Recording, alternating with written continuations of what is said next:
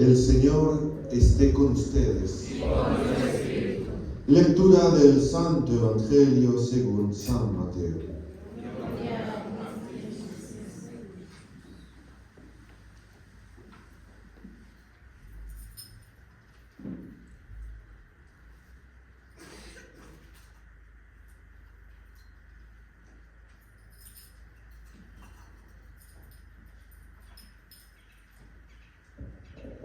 En aquel tiempo Jesús tomó consigo a Pedro, a Santiago y a Juan, el hermano de éste, y los hizo subir a solas con él a un monte elevado.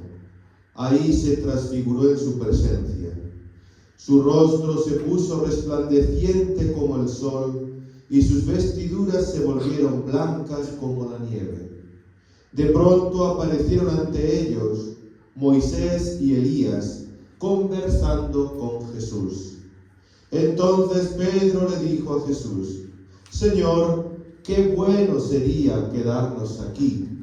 Si quieres, haremos aquí 3 chozas, una para ti, otra para Moisés y otra para Elías.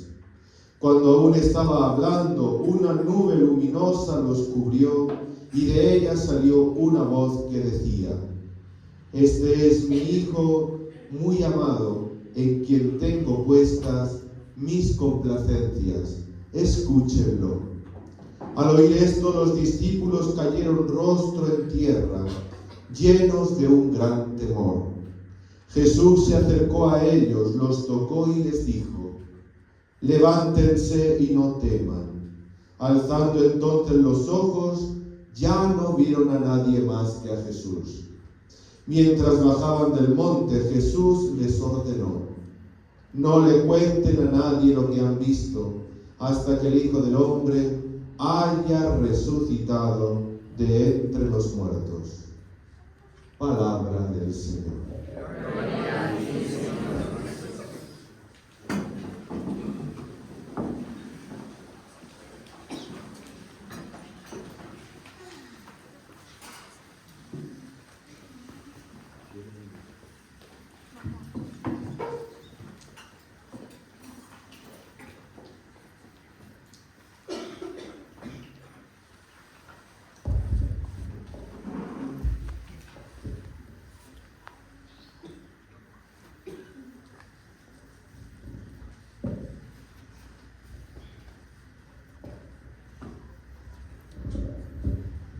Bueno, queridos hermanos, este Evangelio que acabamos de escuchar en este segundo domingo de Cuaresma, en este ciclo A, ¿se acuerdan que la semana pasada dije que son las catequesis que la Iglesia desde los orígenes ha utilizado para catequizar a los catecúmenos, aquellos que van a ser bautizados en la noche pascual del Sábado Santo, que van a ser iluminados con el sacramento del bautismo? Pues este Evangelio es un anticipo de la Pascua. Este Evangelio pues ya vislumbra a lo cual cada uno de nosotros estamos llamados. Si se acuerdan ustedes, hoy en el Evangelio aparecen llenos de luz en el monte Tabor Moisés, Elías, Jesús, Santiago, Pedro y Juan.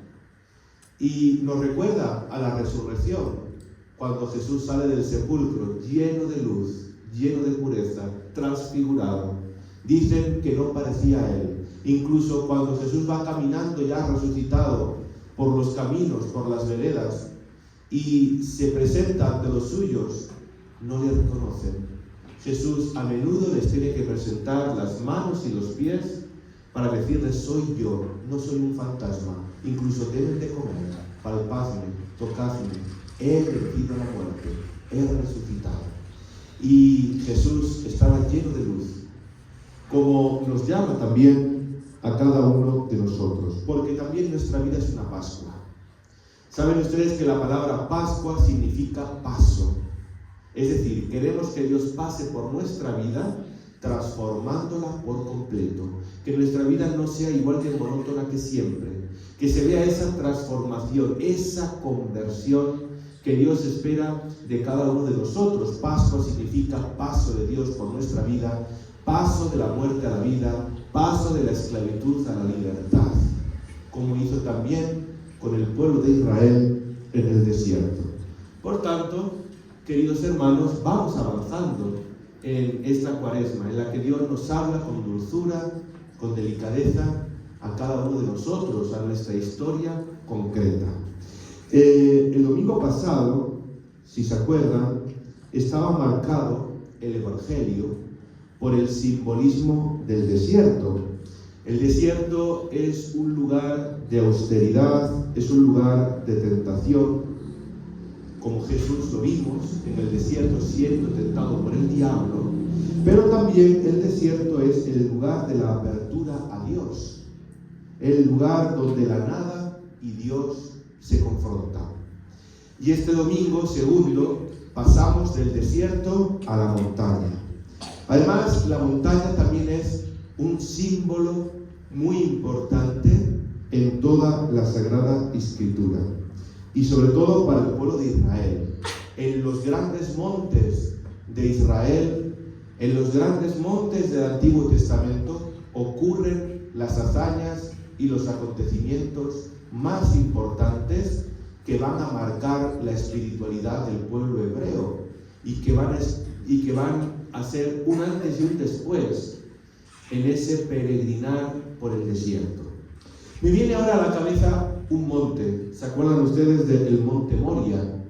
El monte Moria es donde Abraham, que hoy hemos escuchado en la primera lectura, se fue a sacrificar a su hijo Isaac. Pero en vez de sacrificar a su hijo Isaac, finalmente sacrificó un cordero que estaba enredado en los arbustos que había cerca del altar. Todos sabemos que Isaac es figura de Jesucristo, el Cordero de Dios que quita el pecado del mundo y entrega su vida por rescate de cada uno de nosotros. Pero seguimos avanzando en la historia de la salvación y vemos otro monte, el monte Horeb. En el monte Horeb es donde Moisés va a descubrir el llamado de Dios, donde Dios le va a decir: descálzate porque el terreno que pisas es sagrado y te voy a destinar a que vayas a Egipto, sí, allí donde te persiguen, allí donde no eres bien recibido, allá donde saben tu historial, porque saben que has huido, para que bajo mi poder tú seas el instrumento elegido para sacar a mi pueblo de la esclavitud a la libertad. Y así seguimos avanzando en la historia de la salvación y nos seguimos encontrando más montes. El monte Sinaí. Ahí Dios va a revelar la ley a su pueblo. En el monte Sinaí le va a dar los 10 mandamientos, las tablas de la ley, como una moral para llevar a cabo en la vida del pueblo hebreo y que no se tuerzan y que no caigan en los mismos tropiezos que han caído anteriormente y lleven una vida honrada, diligente, recta, santa, brillante a la presencia de Dios. Y seguimos y tenemos muchos más montes. ¿Dónde estaba el templo de Jerusalén? En el monte Sión. Cuando uno va a Jerusalén, cuando uno va a la Tierra Santa, donde está allí el templo, donde ahora solamente queda el muro de los lamentos, donde van a rezar los hebreos, van a golpear su cabeza y van pues a pedir súplicas y peticiones a Dios, es el monte Sión. Y ahí es donde se iban a hacer los sacrificios, ahí es donde iban pues al Sala Santorum, donde estaba ese habitáculo, donde solamente entraban los sumos sacerdotes una vez al año, donde estaba el arca de la alianza que protegía las tablas de la ley, que era la presencia de Dios. En hebreo se dice Sequiná.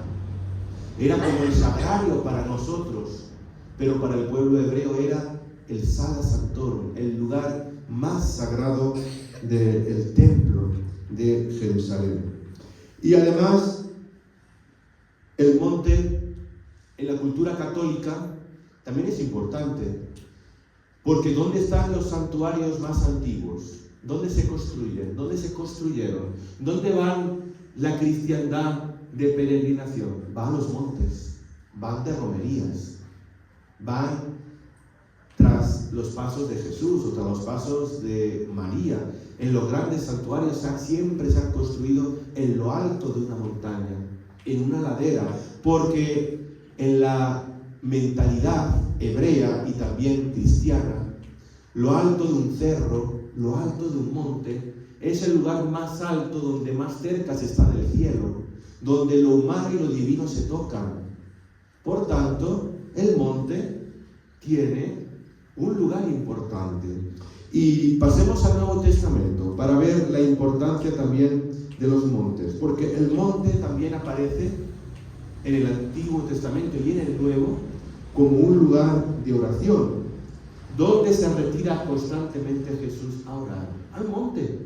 Cuando tiene que elegir a los 12, se retira al monte. Cuando tiene que entregar pronto su vida, va a ser apresado para ser crucificado. ¿Dónde se retira? Al monte de los Olivos. Cuando tiene que predicar el corazón del Evangelio, el sermón de la montaña, ¿dónde va? Al monte de las bienaventuranzas. Todo está marcado por montañas, por montes, donde ocurren las grandes teofanías, las grandes manifestaciones del Señor a su pueblo. Es decir, los montes es también un lugar alejado de la rutina, está lejos del ruido, lejos de todo aquello que nos pueda despistar de lo que es verdaderamente importante. Por eso también Jesús la semana pasada se va al desierto, donde no haya nada que le despiste, donde solamente se pueda encontrar con su Padre, descansar y escuchar su voz, y que no se confunda con tantas voces o profecías falsas que este mundo nos repite constantemente y hacen que confundamos la voz auténtica, la voz de Jesús, que viene a curar, que viene a ayudarnos, que viene a salvarnos. Y tantas veces dejamos a un lado la voz de Dios por escuchar las voces de aquellos que nos ofrecen tantas cosas, pero en el fondo no te dan nada. Estamos vacíos y con hambre de más, de más y de más. Por tanto, se nos invita a subir hoy, en este día, con el Señor. Nuestra propia vida es una subida al cielo. Estamos en la tierra y queremos subir al cielo. Y como toda montaña, como toda subida, tiene sus dificultades, sus complejidades, y tiene sus caídas, y tiene sus lugares más angostos y sus lugares más anchos. Y así es la vida cristiana, como la Cuaresma. La Cuaresma también es una subida, es unir caminando, pero sabemos que no vamos solos. Sabemos que Jesús nos acompaña. Por tanto, hoy en el Tabor, en el lugar donde se aparece Moisés y Elías con Jesús, hay algunas palabras hoy que de manera especial deben de resonar en nuestro corazón. Por ejemplo, la palabra luz y la palabra de los profetas, que nos muestran que el verdadero centro de nuestra vida es Jesucristo. Fíjense, en el Tabor ocurre un prodigio. Está Jesús y de repente aparece Moisés y Elías. Uno representa la ley, como es Moisés, y otro representa a los profetas, como es Elías. Hasta ahí ningún problema, ¿no? Que Jesús esté con Moisés y Elías. El problema es que Moisés y Elías llevaban ya muchos años, por no decir más de 100 años y 200 muertos. Y que se aparezca un muerto ahí arriba encima de la montaña, eso ya son cosas mayores. Eso ya son cosas mayores. Es decir, Jesús es la plenitud. Jesús es la palabra definitiva. Jesús es la meta de la cual Moisés y Elías anunciaron. Por tanto, Jesús es el amén definitivo. No hace falta añadir nada más. Solamente hace falta acogerlo con humildad y con sencillez. Por tanto, hoy pues se nos invita a prestar esta atención. Además, ocurre algo importante, y es que ocurre que la voz del Padre habla. El Padre en el Nuevo Testamento habla muy poquito. Habla cuando Jesús es bautizado, que es una situación parecida a la de hoy, y hoy en la transfiguración. Y aparece una voz atronadora, al Padre no se le ve, y dice: este es mi Hijo, el amado, Escúchenlo. Oye, no sé si saben la conjugación verbal en la que está manifestado el escúchenlo. La conjugación verbal está en imperativo. Y el imperativo indica, pues, un mandato. Es decir, que no hay lugar a dudar. Que no pongamos excusas, no es que no tengo tiempo, es que hay cosas mejores. No. Es que hoy el Señor te está diciendo que lo escuches. Porque si tú hoy escuchas a Dios y acoges su palabra en tu corazón y con su fuerza y ayuda la pones en práctica, tu vida, yo hoy te prometo, en nombre de Dios, tu vida puede ser transformada. Tu vida puede ser transfigurada. Tu vida puede cambiar. Puede pasar de la oscuridad a la luz, de la tristeza a la alegría, de la desesperanza a la esperanza. Por eso hoy el Padre te dice, escúchalo. No vas a escuchar en ningún sitio una palabra ni igual ni semejante que te ofrezca lo que hoy el Señor te está ofreciendo, que es el cielo. El Señor te quiere llevar a la eternidad. El Señor quiere vivir contigo para siempre. Quiere ser tu compañero de camino. Y Él no falla. Él no va con doblez de corazón. Él no va con mentiras por delante. Él no tiene otros intereses, como a veces tenemos los humanos. Por tanto, el Señor nos invita a tener el oído abierto, predispuesto, como también lo hizo Abraham, que hemos escuchado en la primera lectura. Abraham es considerado el padre de la fe para todos los creyentes. Abraham era un ser politeísta, tenía muchos dioses, pero era un ser desdichado, era una persona infeliz, porque el mayor afán que quería en su vida era tener un hijo, descendencia, legar su apellido, legar sus bienes, que su familia se pudiera prolongar en el tiempo. Y en aquel tiempo no tener hijos era una vergüenza. La gente pensaría mal de él, algo ha hecho, ha ofendido a Dios que le ha castigado de esta manera. Y él sufría, porque él se veía una persona honrada. Y no entendía, hasta que un día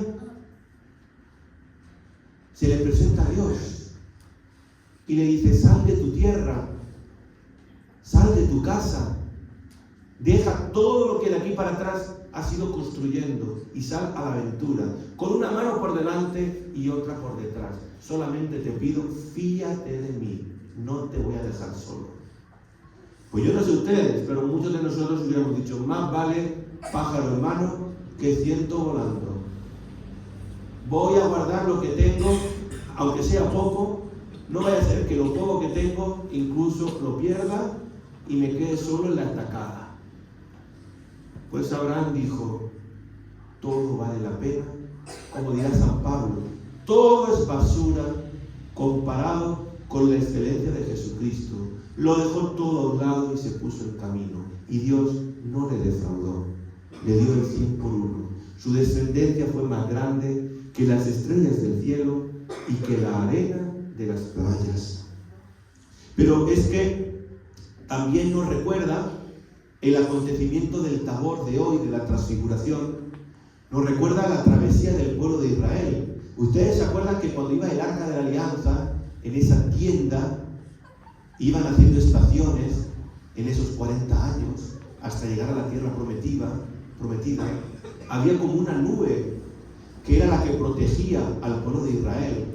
Hoy, en el monte Tabor, también hay una nube, y ahí Moisés y Elías nos dicen, Jesús es el nuevo tabernáculo. Jesús es la nueva presencia que debe de ser acogida en cada uno de nuestros corazones. Por tanto, el rostro de Jesús cambió cuando oraba. Y puede ocurrir también en nuestra vida. Yo les digo a ustedes, ¿cuánto tiempo le dedican a la oración? Pero no una oración como guaras, repetitiva, sin saber lo que decimos. ¿Cuándo tenemos de verdad una oración ante Jesús sacramentado? Porque de verdad yo hoy te digo a ti, que si el Señor ocupa el centro de tu vida, si tú te pones delante de Él, sin ocultar nada de cómo eres, con tus virtudes y tus defectos, dejándote iluminar por Él, Él también te va a transfigurar, Él también te va a hacer santo. Porque todos los que estamos aquí porque queremos ser santos, todavía no lo somos.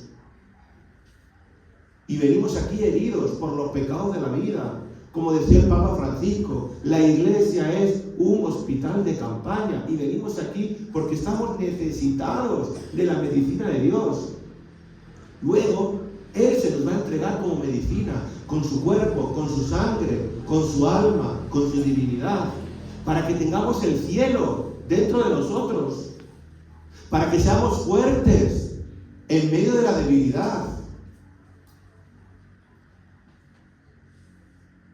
Por tanto, dejémonos transfigurar, ser transparentes.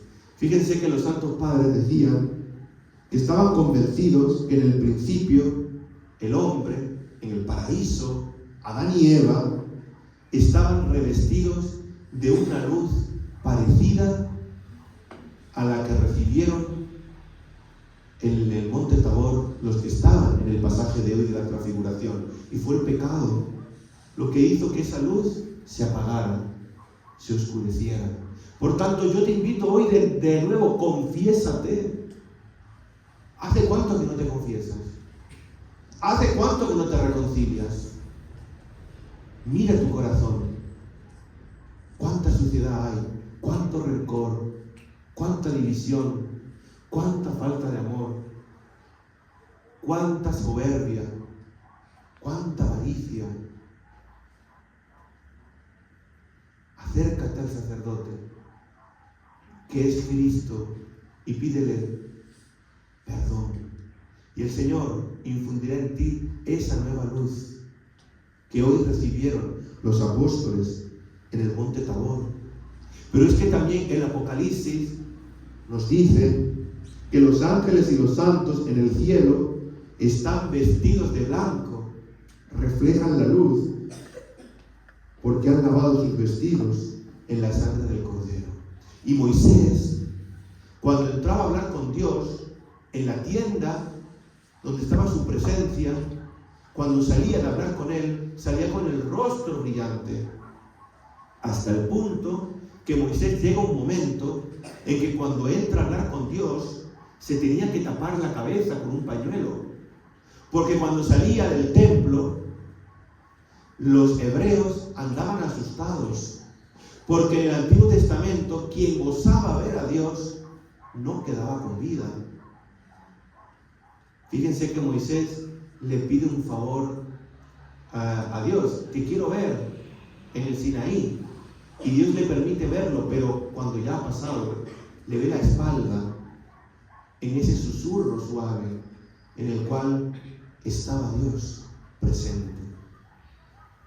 Por tanto, Dios quiere hoy iluminar tu cara, tu vida, pero para eso hace falta que pongas también de tu parte, que no vivas esa vida pues tan rácana, esa vida tan mediocre en la cual a veces nos instalamos. El Señor quiere que aspiremos a lo máximo, al 100, y no nos quedemos en el 70, que es el aprobado. ¿Por qué aspiras a lo mínimo? ¿Es que tú eres menos que los otros? Tú para el Señor vales todo, vale su sangre, te ha creado, te ha amado, te ha creado para el cielo, ni más ni menos, para el cielo. Por tanto, vamos a pedirle al Señor que conservemos esa luz. Hoy, ¿saben ustedes por qué se lleva Jesús a Santiago, a Pedro y a Juan? Si hubiéramos leído los versículos anteriores al Evangelio de hoy, hubiéramos visto las dudas en los discípulos. Muchos de ellos, su fe se estaba tambaleando. Jesús les estaba hablando de la pura realidad. ¿Para cuál ha venido? He venido a morir. He venido a que me crucifique. He venido a ser incomprendido. He venido a ser rechazado. Claro, a los discípulos se le da una perspectiva nueva. Ellos creían que iba a ser una vida pues acomodada, placentera, eran amigos del jefe, eran amigos de Dios, eran amigos de Jesús, como que se podían echar a vivir toda la vida de las rentas. Pero cuando Jesús les habla de cruz, de sufrimiento, de prueba, de dolor, de muerte, se escandalizan. Y en el fondo piensan, ¿nos habremos equivocado? ¿Será esta la persona a la cual de verdad nos convenía seguir?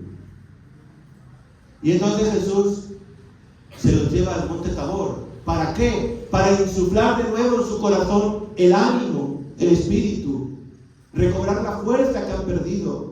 Jesús en el Tabor, por un instante, les muestra el cielo. Y cuando uno ya ha visto el cielo, dice, merece la pena todo. Hay experiencias, no sé si han leído ustedes sobre esto, las experiencias de aquellos que han estado muertos y han vuelto a la vida. Hay gente que ha experimentado la muerte, está en el hospital, su cuerpo ha estado en una camilla y su alma ha salido del cuerpo y ellos han visto su cuerpo muerto. Y después, por circunstancias de la vida, porque a lo mejor no era su tiempo, esa alma ha vuelto al cuerpo. Y después le preguntaban, ¿qué has sentido? Y ellos decían, hubiera preferido estar muerto, no volver. Porque aquello que sentí, en la tierra no hay nada parecido que se pueda asimilar a eso que yo he sentido. Por tanto, Jesús a Pedro, a Santiago y a Juan, que están sufriendo, les pone la miel en los labios